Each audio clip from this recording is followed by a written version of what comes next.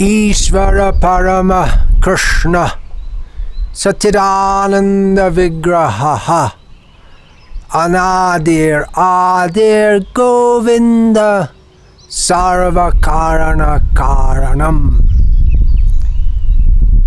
This is a verse from Sri Brahma Samhita, the meaning of which is Krishna, who is known as Govinda, is the supreme controller.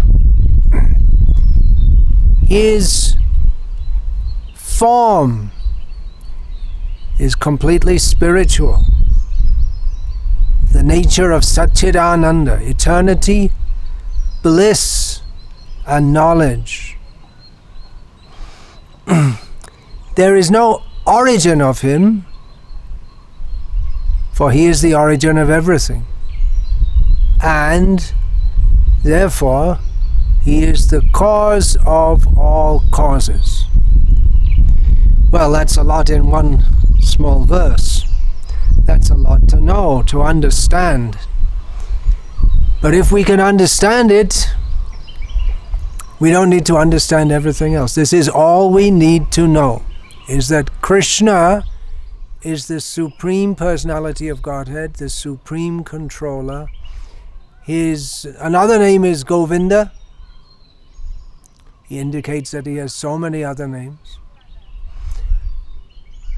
His eternal, transcendental, blissful form is completely spiritual. Spiritual doesn't mean only light, undifferentiated light. Beyond the light is Krishna. Krishna is the origin of everything. There is nothing which is the origin of him, which means he's the origin of that spiritual light also. He's the cause of all causes. That's a lot to understand. But if we can know it, then we don't need to know anything else. We know all that needs to be known. The same is confirmed by Lord Krishna himself in Bhagavad Gita, in which he says that Yomameva sammudho janati purushottamam sasarva vid bhajati mam sarva bhavena bharata iti guhyatamam shastram idam uktam mayanaga.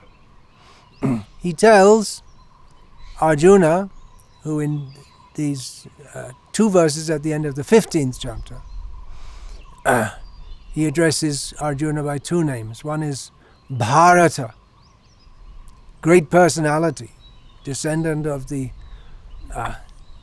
dynasty coming from Maharaj Bharat, after who this land that I'm presently in, Bharat, is named after Maharaj Bharat. And he also addresses Arjuna as Anaga, sinless. So the point is, Krishna says, because he's been explaining, this is at the end of the 15th chapter of Bhagavad Gita, and in this 15th chapter, he explains the nature of Purushottama. This 15th chapter of Gita, it's Yoga Shastra. The topic of Bhagavad Gita is Yoga, not physical exercise yoga so much, but what is the essence of yoga, which is joining with the Supreme, linking with the Supreme. So Purushottam Yoga, this 15th chapter, helps us to link with Purushottam, who is Krishna himself. So Krishna says, Purushottam, the Supreme Person. Supreme Person, Supreme Enjoyer. These are English translations of the word Purushottam. Supreme Male. So Krishna says, that person who understands, as I have said it, this most confidential knowledge, the most confidential knowledge within Shastra, within the Vedic scripture, who understands this, he knows everything. Sarvavit. And what's the consequence of that? Then he worships me, such a person worships me in all ways, in all respects, with all his heart and soul and feelings. So then we may ask, well, how to worship Krishna? And then there are so many other things to know. And how can we know that Krishna is the Supreme Person? How can we know that Krishna's body is completely spiritual? So we may need to know so many other things, but this is the essence. That Krishna is, as Srila Prabhupada phrased it in English, the Supreme Personality of Godhead. And if we know this, we don't need to know anything else. But then we need to, it follows from that, well, I'm not the Supreme. We may foolishly think like that. In fact, we do foolishly. We tend to think like that, don't we? We can say that's just our nature, that we think I'm the center of everything. Our lives center around ourselves. That's true of every living being. It may be that we fall in love and then our life centers around someone else, or our life centers around just like a soldier, valiant soldier in the army, his life revolves around his duty to his country, to fight. But still, even if one's life is dedicated to someone else, it's about my specific activities in relation to that duty. Just like in the army, there may be so many soldiers, but the individual soldier has to think about how I have to act to serve my country. Of course, these specifications are giving there, the regulations, but he himself, see, he feels his own hunger. He feels his own pain if he's injured in fighting. So it seems by nature that we're self-centered individuals, which is funny really if you think about it, because we're so tiny, insignificant. But then if we understand, this is what we really need to know. Krishna is really important.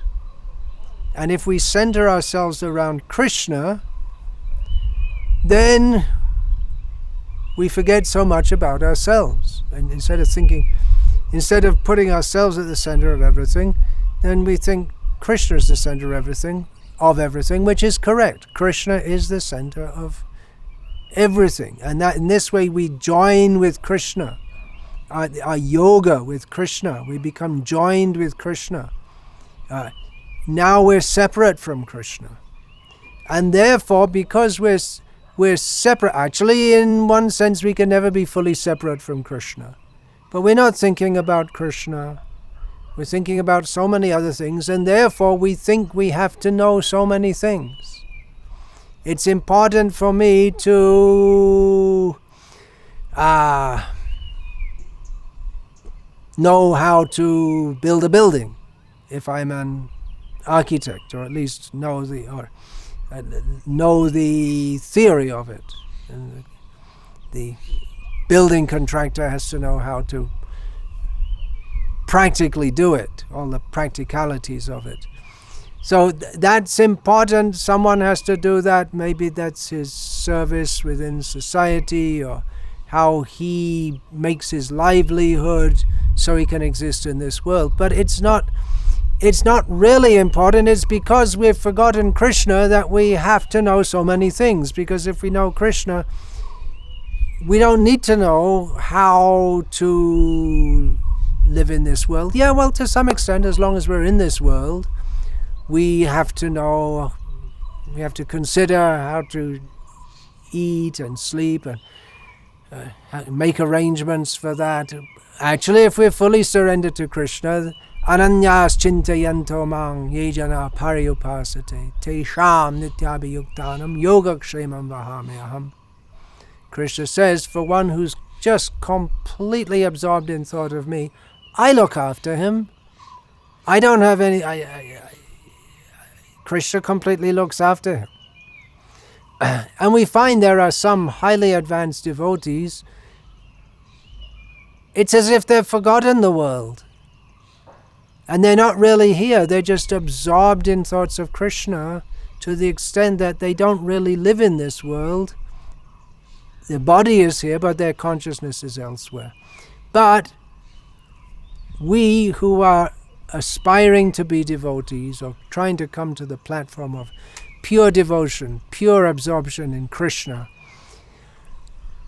or there may be devotees who are fully absorbed in Krishna, but being merciful to all of us who are not fully absorbed in thought of Krishna, they live and act in this world in a manner that we can also understand the importance of being Krishna conscious, of taking to Bhakti yoga, devotional service to Krishna. And they teach others how to do that. So they also, because they're living in this world, they have to relate to this world, to people in this world. Someone who is absorbed in Krishna to the extent that he doesn't interact with this world at all, then he can't help the world. Of course, by his very presence, he's purifying the world. But if someone wants to know how to come to that level, someone who's just completely absorbed in serving Krishna without taking up the preaching responsibility, they won't be able to help that person so much. So in what we can say a practical way to come to that level. So those who are attempting to help others to come to Krishna consciousness, they have to know how to explain to others who have doubts. Krishna says, Janati yomameva samudho janati purushottama. Who knows me without doubting as the Supreme Personality of Godhead. But we tend to doubt because that's why we're in the material world. We've forgotten Krishna. Krishna bhuli seji vanadi bahimuk ataif maya tare der samsara duk. Forgetting Krishna since time immemorial, we are turning away from Krishna, and therefore we suffer in this material world. And that's usually the impetus for people to take to worshipping Krishna seriously. If we come to the level of understanding that, well, I'm trying to be happy in this world, but I'm not. I've learned so many things about so many things, but what is that thing by knowing which everything will be known? Yasmin vigate sarvam eta evam vigatam bhavati. What is that? That comes up in the Upanishads. What is that one thing by knowing which everything is known? That is Krishna. So someone may ask me, well, what's the relationship between a sine and a cosine? And I don't know. I learned it years ago, something to do with right-angled triangles and the hypotenuse and all this kind of thing. But I can't say offhand. So I don't know. Don't know everything. When it's said that we know everything, means we know everything that's important for us to know. And if Krishna wants, he can give me that knowledge. And well, yeah, if I want to know, then Krishna gives the knowledge. How does he give it? I can find out. There are means to know. Krishna will inspire me to do that. But in my present situation, I don't need to know that. I don't need to know what is the height of the Eiffel Tower. I don't need to know how many windows are in the Empire State Building. We, by nature, we're limited living beings. Krishna knows everything. But Krishna doesn't speak in Bhagavad Gita about how many windows there are in the Eiffel Tower. How many windows in the... I know how many windows are in the Eiffel Tower. I think I know. I've never been there. I presume it's 0. How about that? Genius. How many windows are in the Empire State Building? Krishna knows, but he doesn't speak in Bhagavad Gita. For one thing, these things are temporary anyway. But you may say, well, there was no Empire State Building when Krishna spoke Bhagavad Gita. Well, in one sense, Krishna is speaking Bhagavad Gita right now. It's eternal truth. Even through this miserable person, myself, I'm speaking Bhagavad Gita. That means Krishna's knowledge. It's Krishna's message to us. But Krishna in Bhagavad Gita, he doesn't speak about anything relative or temporary except the framing for the Bhagavad Gita. The circumstances in which Krishna spoke Bhagavad Gita was Krishna instructing Arjuna, who was bewildered about his duty of whether to fight or not to fight in a battle that was about to take place. So that's the relative situation. It's not eternal. There's no battle of Kurukshetra going on right now, at least not on this planet. There may be other battles going on, but that's not going on. But within that frame, Krishna spoke knowledge which is relevant to everyone in every place, every circumstance. Spiritual knowledge, what we need to know. And the essence of that is summarized in Brahma Samhita. Ishvara Parama Krishna Satchita Ananda Vigraha Anadir Adir Govinda Sarva Karana Karanam. So Krishna, who is known as Govinda, is the supreme controller. His eternal form, completely spiritual, composed of knowledge and bliss and eternity. There is no origin of him. He's the supreme source of everything. He is the cause of all causes. Everything is caused. There's a cause for everything. What caused the earth to come into existence? Well, from Vedic knowledge we understand that Brahma is the creator of this world, but Krishna is the creator of Brahma. Why are there clouds in the sky? And then if we learn from our science class, we may know, well, there's water is evaporated from the ocean by the sunshine, and then it goes up, and then when there's low pressure, it forms into clouds, and when there's the right combination of pressure, and the existence of the cloud, it has to be a certain type of cloud, a rain cloud, and then rain falls. And that's a very simplistic way of putting it.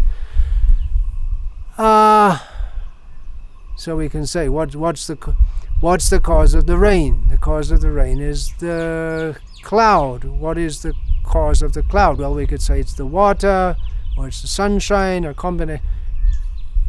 This is science. You can understand I'm not in line for a Nobel Prize in science. It's very basic stuff. But we're looking for causes. How? Why? What's going on? And then we get further and further and further, and we find we can't go any further simply using our eyes and our ears and our nose and our intuition, our intelligence. There's a barrier we can't understand. We're never going to understand everything by our own efforts. It's not possible. And then we have to take knowledge from Bhagavad Gita, eternal spiritual knowledge, in which Krishna presents he is the Supreme Personality of Godhead, and that's all that we need to know. But then there's so much more to know. Then how will we worship Krishna? Then we have to learn. How will we worship Krishna? If we know everything, then we worship Krishna. If we know, what do we know? That Krishna is supreme, I'm not supreme. So what's my position? My position is to serve Krishna. And how do I serve Krishna? Then we have to learn so many things how to serve Krishna. It's not very difficult, but we have to learn how to do it. Just like making bread is not very difficult, but if you don't know, then you won't be able to do it. even if you have all the ingredients. So it's not very difficult to worship Krishna, but you have to know. And then why should we worship Krishna? Why should I believe this statement? Then we have to go through so much to understand. And then when we know Krishna is supreme, what's that? Then we pack up. It's just like many years ago I went to school and then I left school and pack up. I never went back to the school again. There's no need. And I didn't read the books in the school and I never met any of the teachers again. So whatever I needed to know from the school, I didn't learn all they taught me by any means, but it's finished. And I'm finished with the school. But learning about Krishna is not like that. If we know Krishna is all in all, then we become very attracted to that person, because Krishna, the very name actually means all attractive. Krishna is supreme. Well, what does he do? What does he look like? Where does he live? What's it like to be with Krishna? And then there's so many things to know. We can hear the transcendental pastimes of Krishna as described in Srimad Bhagavatam and other spiritual teachings which are from beyond this world of wanting to know so many things. Actually, this world is a big world of big illusion. Illusion means we think things are important which are not important. We think it's important to know so many things. And in one sense it's important. If you're going to build a bridge, it's important to know how to do so. I don't want to go over a bridge built by someone who's an experimental bridge. No thanks. You experiment. You drive your car over the bridge first. Knowledge is required in this world.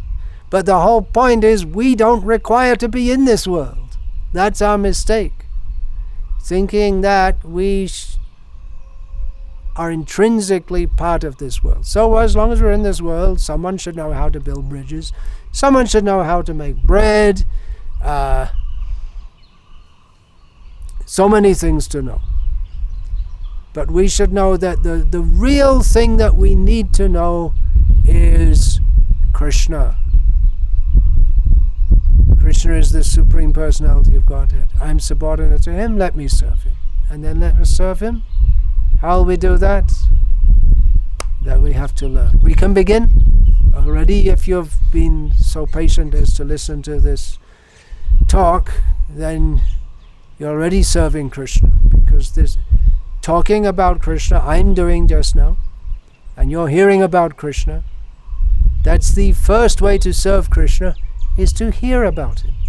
Just like to build a bridge, first you have to hear about and learn about how to do it. We don't learn why to do it. It seems to be self-evident. We may learn or have to learn why to worship Krishna, because in this world it's not self-evident to most of us, I suppose, that we should worship Krishna. Maybe to worship God, but then if we want to know, well, God, okay, God, who, what, why, where, what does this word mean? God. There's a general idea, the supreme being or the supreme force or the supreme energy, the supreme light, the supreme love. There's some general idea. But when we become specific, then we have to know that God means Krishna. And then people will object, no, I don't think God is Krishna. Or why only Krishna? And then we have to learn. Then we have to understand. This, if we come to that point, then we're on the right track. It might take a long time. As Krishna says in Bhagavad Gita, Bahunam janmanamante jnanavan mang prapadyate vasudeva sarvamiti samahatma sudurlabha. After many births, when we say take a long time, they think, well, how long is it going to take? To get my civil engineering degree, I had to go to preschool, school for so many years, and then to college, and get 20 years of, more than 20 years of schooling.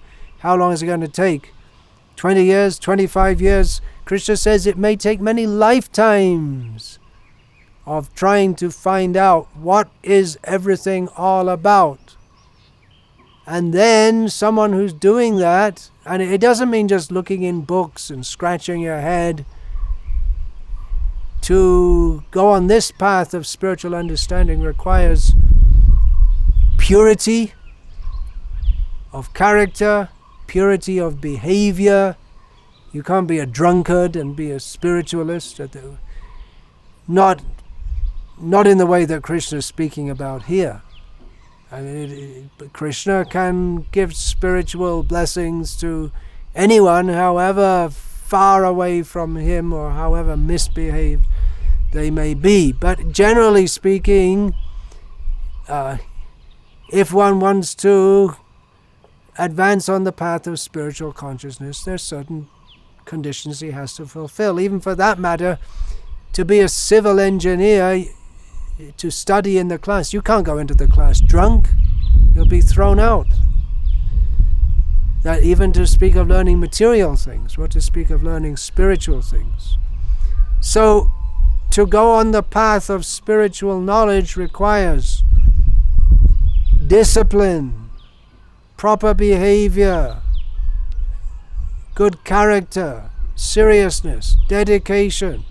These things are helpful for learning anything material also, except perhaps how to be a criminal, or how to be a ruthless politician, or something like this.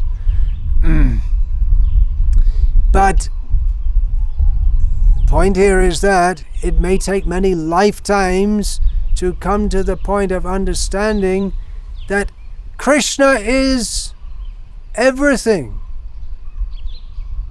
I need to know Krishna. I've been trying to understand who is God, what is God, maybe misconceptions that I am God, or God is just some light. When we come to the point of understanding Krishna is all in all, then we surrender to Krishna, and then such a person is very exalted and very rare, Krishna says. Then why are we bothering? Well, because we don't have to take many lifetimes. We can come to it immediately. If we hear about Krishna and we accept, yes, Krishna is the supreme, I must surrender to him, then immediately we can go on to the next level, or the next basic activity in serving Krishna. Hearing about Krishna is the first, then chanting about Krishna, or chanting his names. And Chaitanya Mahaprabhu, who is Krishna himself, come in another form as an ecstatic devotee to demonstrate to us the bliss of being Krishna conscious. He has taught us about Krishna, the science of Krishna, and given us the process by which we can very easily approach Krishna. By chanting his holy names.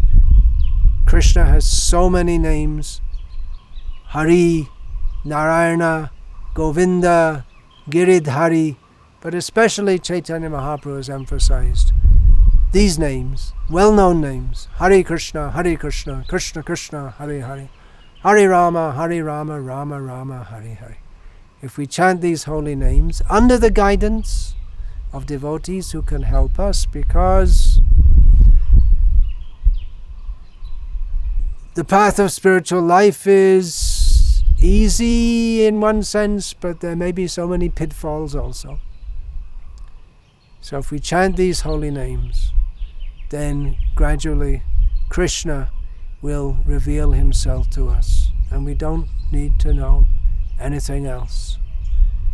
Ishvara Parama Krishna Satchidananda Vigraha Anadir Adir Govinda Sarva Karana Karanam. Krishna, who is known as Govinda, is the origin of everything.